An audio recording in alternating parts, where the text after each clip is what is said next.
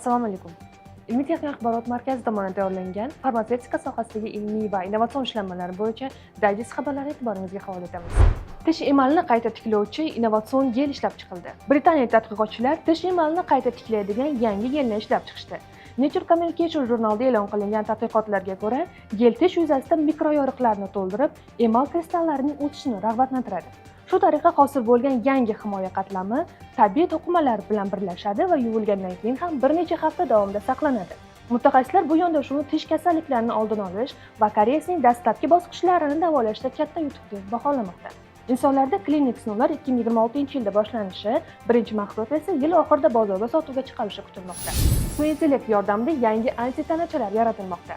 Washington universiteti olimlari Nobel mukofoti sovrindori David Baker rahbarligida sun'iy intellekt yordamida butunlay yangi antitanachalar yaratishga muvaffaq bo'ldi. Tadqiqot Nature jurnalida chop etildi. Bu yutuq dori vositalarini ishlab chiqarish jarayonini keskin tezlashtirishi mumkin. Chunki odatda antitanachalarni yaratish uzoq, qimmat va hayvonlar ustida sinov o'tkazish talab qilinadi. Yangi ishlab chiqarilgan R-Fantiboy nomli generativ AI modeli bu jarayonni bir necha oy emas, atigi bir necha haftada bajaradi.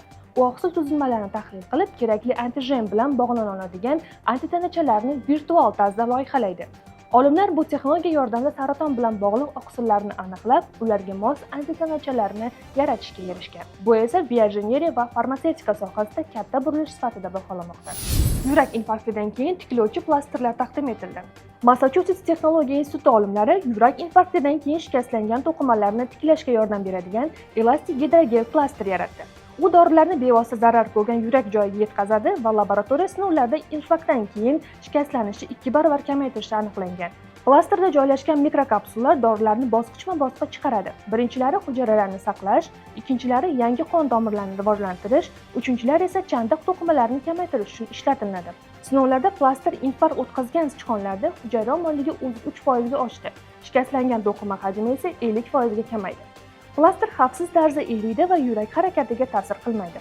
Keyingi bosqichda uni kattaroq hayvonlarda sinovdan o'tkazib, insonlar uchun klinik sinovlarga tayyorlash rejalashtirilgan.